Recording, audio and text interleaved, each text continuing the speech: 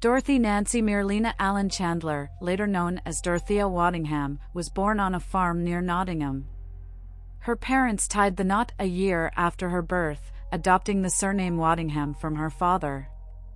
Despite being referred to as Nurse Waddingham, she lacked the necessary qualifications for nursing. Her sole medical training involved working as a ward maid at an infirmary near Burton-on-Trent.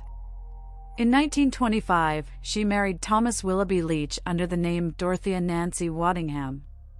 Leach, who was considerably older and terminally ill with cancer, sadly passed away in 1933. During their marriage, Waddingham faced imprisonment twice, once for fraud and once for theft. Following Leach's death, Waddingham entered a relationship with Ronald Joseph Sullivan, a man who had fought in World War I. Sullivan had been recognized for his bravery with the Military Medal and had also served in post-war Ireland. Although they never officially married, they had 2 children together. While living with Sullivan, Waddingham started accepting elderly and infirm individuals as residents, converting her residence into a nursing home. This location became the site of the 2 murders for which she was accused and later convicted. Mrs. Blagg, serving as the honorary secretary of the County Nursing Association, expressed her approval of Waddingham's work and facilitated the admission of Mrs. Louisa Bagley, an 88-year-old woman, and her daughter Ada into Waddingham's nursing home. Ada suffered from multiple sclerosis, also known as creeping paralysis at that time. Tragically, in February 1935, another patient named Mrs. Kemp passed away from an illness requiring substantial amounts of morphine. Some of this potent medication remained on the premises of Waddingham's nursing home following Mrs. Kemp's demise. Ada had previously arranged a will, stipulating that upon her death, her £1,600 estate would be entrusted to her mother, with the remainder divided between 2 cousins, Lawrence Bagley and Fred Gilbert. Ada had been informed that her own passing would likely precede her mother's.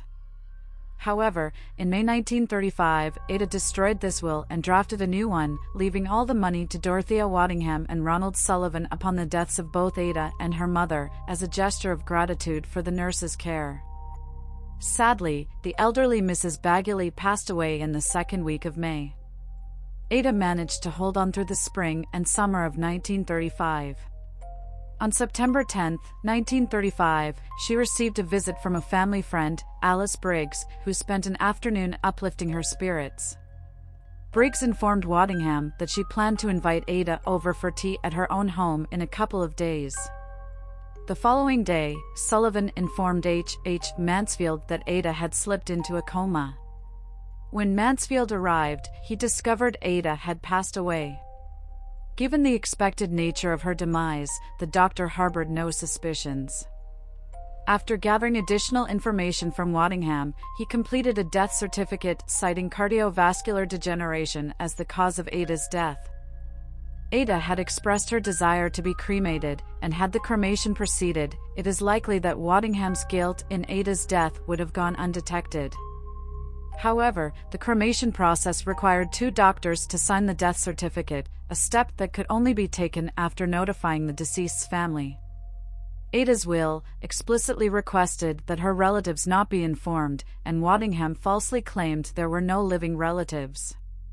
The responsibility for overseeing cremations fell to Cyril Banks, who also served as the medical officer for health in Nottingham. Banks had never held a favorable opinion of Waddingham's self-proclaimed nursing home and was aware that no state-registered nurse was part of the staff, as there should have been. He grew suspicious upon receiving the note from Ada Bagley authorizing cremation and subsequently ordered a post-mortem examination. The examination failed to reveal any immediate causes of death related to Ada's known medical conditions. This led to a further analysis of the deceased's organs by W.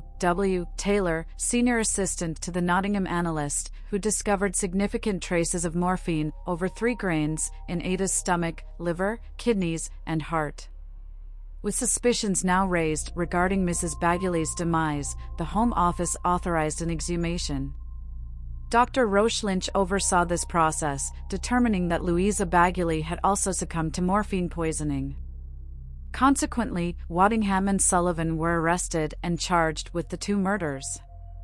The trial of Waddingham commenced on February 4, 1936, presided over by Justice Rayner Goddard.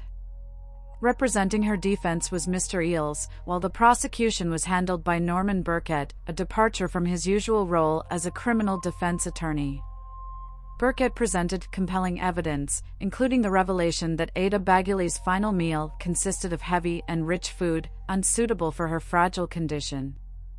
Waddingham admitted to providing Ada with pork, baked potatoes, kidney beans, and 2 servings of fruit pie. This act was seen as an attempt to mask the cause of death and demonstrated a lack of concern for the patient's well-being. As a result, Waddingham was convicted of using morphine to poison both Mrs. Bagley and Ada. The motive behind these murders was purportedly to obtain the Bagley family's estate. It was also disclosed that Waddingham had claimed to receive surplus morphine tablets from Dr. Mansfield for Ada Bagley, a statement the doctor refuted. During the trial, Sullivan was acquitted due to insufficient evidence, despite his involvement in crafting the so-called cremation note attributed to Ada Bagley. On February 27, Waddingham was found guilty. Although a recommendation for clemency was made due to her status as a mother with several young children, she was executed on April 16, 1936, after confessing to the crimes shortly before her death. The execution took place at Winson Green Prison, conducted by hangman Thomas Pierrepoint, assisted by his nephew Albert Pierrepoint.